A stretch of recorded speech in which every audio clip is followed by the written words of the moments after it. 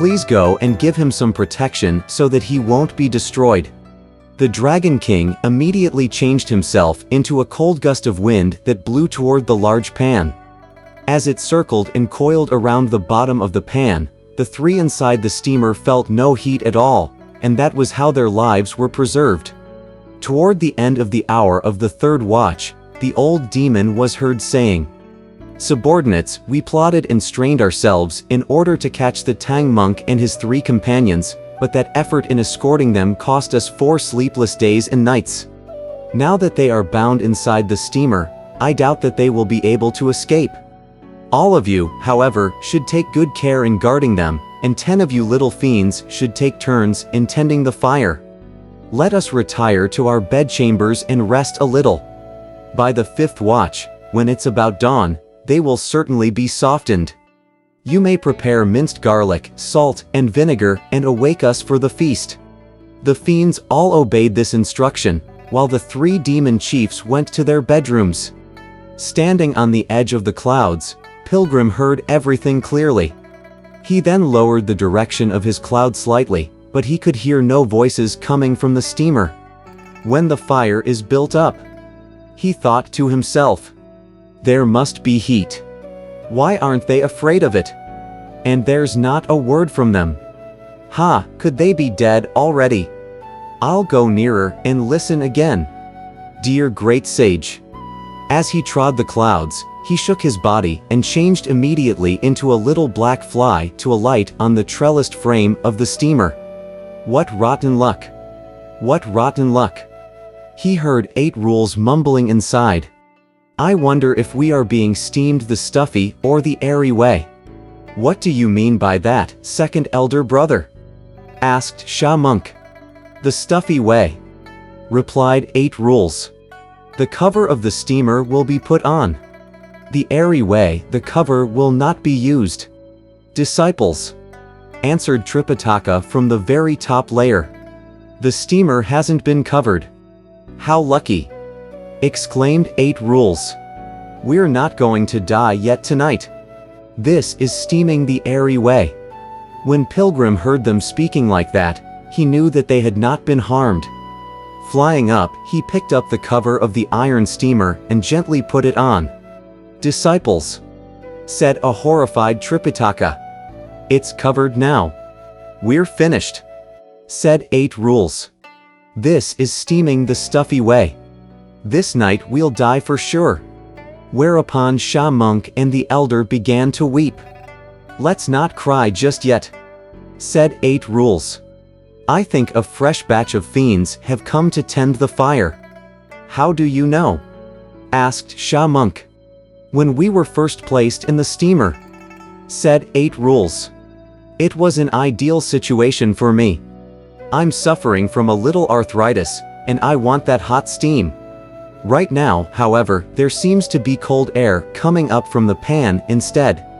Hey, you officers tending the fire, why don't you add some wood? What are you good for?"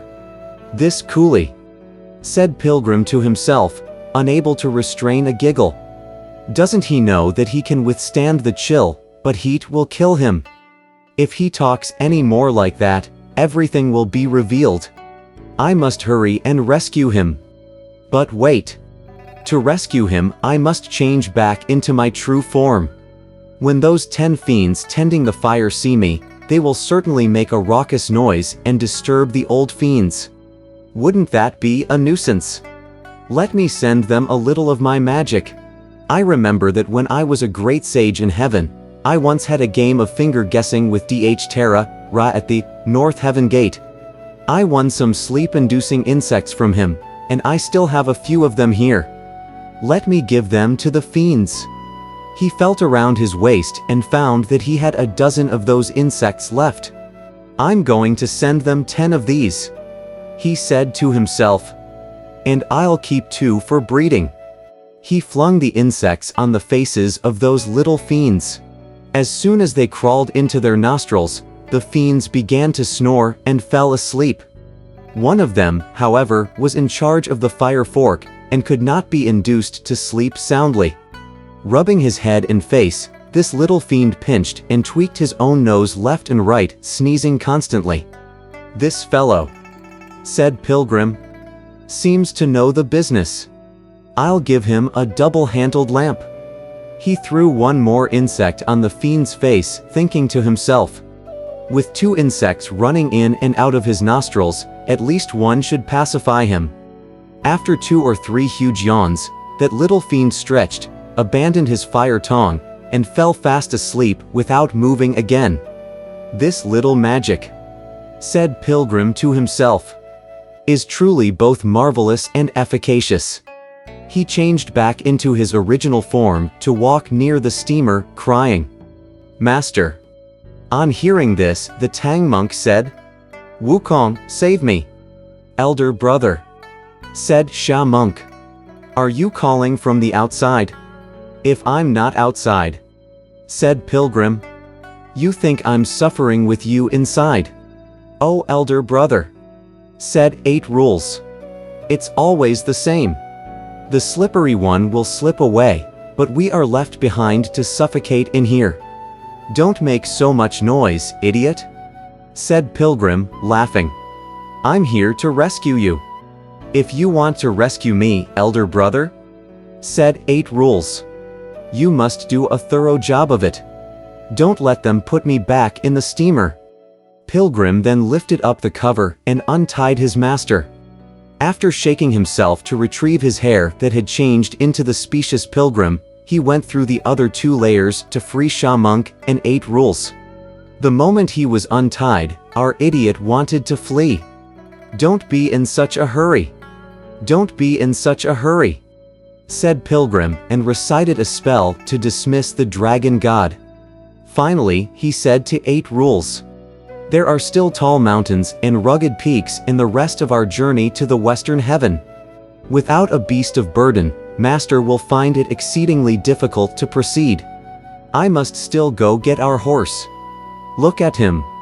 With nimble hands and feet, he dashed inside the Hall of Golden Chimes, where he saw that the various fiends, old and young, were all asleep. Without disturbing any of them, he managed to untie the reins. Now, that animal was originally a dragon horse. If someone unfamiliar had untied him, he would have let fly both his hind legs and neighed. But Pilgrim, you see, had been a stableman. In fact, he had received the rank of Pai Ma Wen. Moreover, the horse recognized him. So he neither kicked nor neighed. Quietly leading him forward, Pilgrim tightened the girth and fixed up the saddle properly before asking his master to mount. After the elder, still trembling all over, had climbed onto the horse, he too wanted to leave at once. "Let's not hurry," said Pilgrim. "There are kings out there on the road to the west. We must have our travel rescript before we can proceed. Otherwise, what sort of passport do we have? Let me go find the luggage." "I recall," the Tang monk said, "that after we entered the door, these fiends placed our luggage to the left of the main hall. Even the pole is standing there below the steps." "I know," replied Pilgrim. He bounded into the treasure hall to look, and all at once he caught sight of flashes of light, which made him realize that the luggage was there. How did he know, you ask? Because the Tang monk's brocaded cassock had on it the luminescent pearl that glowed at night. As Pilgrim drew near, he saw that both the luggage and the pole were untouched. He brought them out quickly and told Sha monk to pick up the pole. With 8 Rules leading the horse and Pilgrim the way, they headed straight for the central gate of the sun in front. Soon, however, the loud rattle of sentinel bells could be heard, and they saw that the door had a lock, and a seal was taped over the lock. "How could we penetrate this kind of defense?" asked Pilgrim. "Let's go to the back door instead," said 8 Rules. Pilgrim led the way toward the back door, only to return with this observation. "I can hear sentinel bells outside the rear gate of the servants as well, and that door too is locked and sealed. What shall we do?" In such a situation, if it hadn't been for the mortal frame of the Tang monk, the 3 of us could certainly escape by mounting the clouds and wind, regardless of where we were. But the Tang monk has yet to transcend the three realms, for he still appears within the world of the five phases. His whole body has nothing but carnal bones bequeathed by his parents. He can't rise into the air. It'll be hard for us to escape. Elder brother said 8 rules. There's no need for further talk. Let's find some place where there are no sentinel bells or guards. We'll lift Master up the wall and let him climb over it. That's not so good, replied Pilgrim, laughing. Right now we may be forced to drag him over the wall like that, but when we return with the scriptures, I'm afraid that your loose idiotic mouth will be spreading word everywhere that we're wall-climbing priests. But you can't worry about behavior now, said 8 rules. We've got to flee for our lives. Pilgrim had little choice but to agree with him. They located a section of the wall that was unguarded and began to scale it. Alas, this was what had to happen. The Star of Calamity, as it were, had refused to release Tripitaka. As those 3 demon chiefs slept in their chambers, they were suddenly awakened by some commotion about the Tang monk having escaped. Dressing hurriedly, they all ascended to the treasure hall and shouted the question. How many times has the water boiled? Those little fiends tending the fire, who had been put out by the sleep-inducing insects, were sleeping so soundly that they could not be awakened even when beaten.